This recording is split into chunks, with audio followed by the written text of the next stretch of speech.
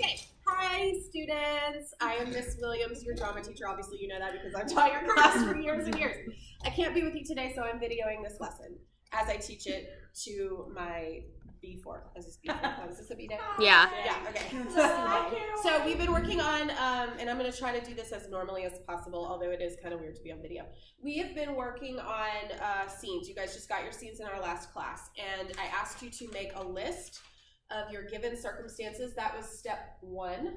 And as you were making that list of given circumstances, we're thinking about things like our objectives, obstacles, what our text says about our character.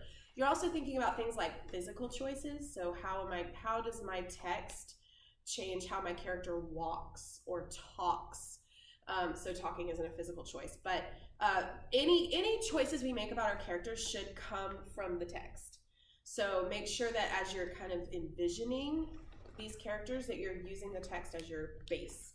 Also, the process of imagining all of this is a huge part of step 1. So at the last sentence of step 1, it says imagination is very important in this step, because I actually want you to kind of close your eyes and envision what your character actually looks like. So hopefully we've gotten through step 1, and if not, you can spend some time finishing that up today. Step 2, action cues and line cues. And the reason I'm videoing this today is because I have a really specific way of teaching this, and in the past I've had students tell me it's very, very useful for them, especially as they begin memorizing their text. This is actually a little trick to memory that works not just for dialogue, but for anything you have to memorize, whether it's the periodic table or a Bible verse or anything that you need to memorize. So the first thing I want you to do, class, is copy down on the board step 2 into your journal. And I'll just read it right here as you're copying it down. Using a system that works for you, start analyzing and memorizing the text by identifying action cues. Use the text to string together the thought process of your character. A line cue is the line before your dialogue. So that's just the line like right before you talk. And I tell actors all the time, you've got to know your cue line, because that's how you know where your dialogue line goes. So a cue line is very simple. It's just the line that comes right before you. An action cue is the line that triggers the thought that then becomes your dialogue.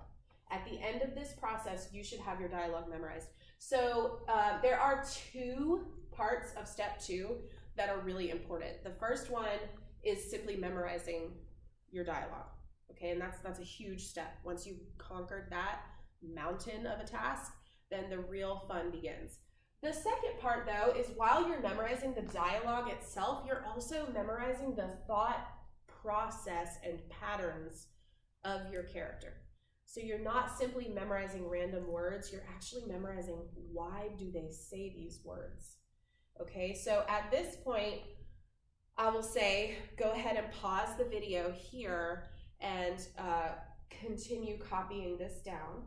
And then when you're finished, unpause the video and we'll go on to the next portion. So I'm gonna stand here for a moment. Okay, welcome back. So to my students who are currently actually doing this lesson, just don't worry about copying the rest of this down. I'm gonna flip the board over to go to my explanation of action cues and line cues. I know what you guys are thinking.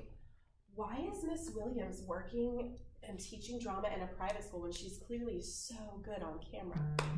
Well, I love you that much that I have decided to take a giant pay cut and do this job because you mean that much to me. Christmas is coming, so deck the halls with many presents for Miss Williams. I am even wearing green today. That was a joke, just kidding. Okay, so action cues, line cues. This, like I said, this is a trick that you can use to help yourself memorize something. I put an example of text up here from a play that my middle schoolers are reading right now.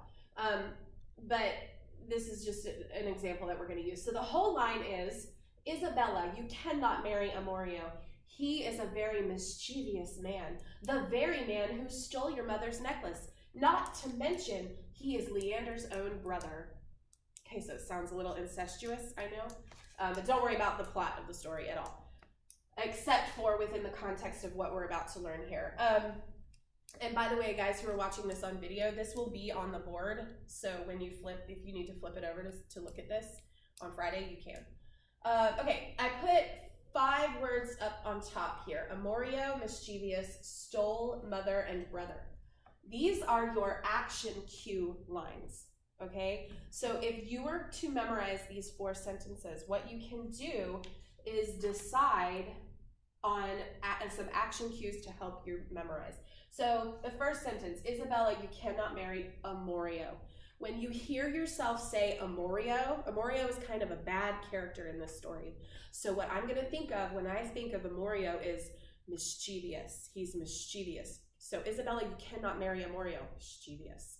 He is a very mischievous man. When I think of the word mischievous, I'm then going to think, what's a mischievous thing I could do?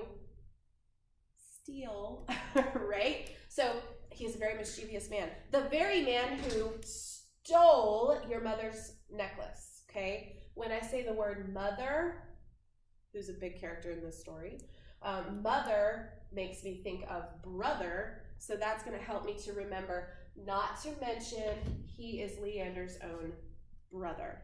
Okay, so now I've given myself 5 action cues within this speech to help string together the full thought and the full sentence.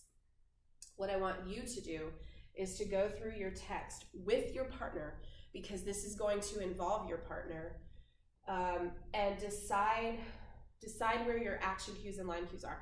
Please use a pencil because you might change your mind later on, and I want you to be able to go back and change your mind. What I think personally is the best way to do this is to put a box around action cues and put a line on line cues.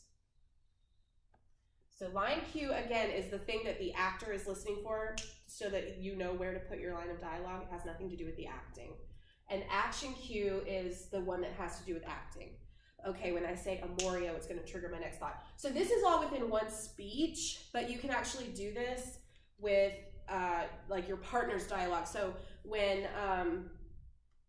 Amanda comes in the glass menagerie scene and says, "What are you doing?" Perhaps the word doing, Laura, the daughter, hears the word doing, and she's like, "Oh, I've got to pretend that I was doing something." Okay, so she thinks of the next thing she's going to say based on hearing her mother say the word doing. So it's important that the actress playing Amanda knows what Laura's action cue is. Does this make sense? Mm-hmm. Yes. So you're going to go through the whole scene once you have your list of given circumstances and you feel confident in that and talking about objectives and obstacles and all that. And you're going to go through the whole scene and look at action cues and line cues. Put a box around the action cues and try to identify them. It's going to take you a while to do this because your scenes are pretty lengthy. And it should be a conversation you're having with your scene partner, okay? Any questions? Thoughts, comments? Mind blown? This is a wonderful way to memorize. I'm going to use it forever and ever. Amen? Okay. Have fun. Bye, guys.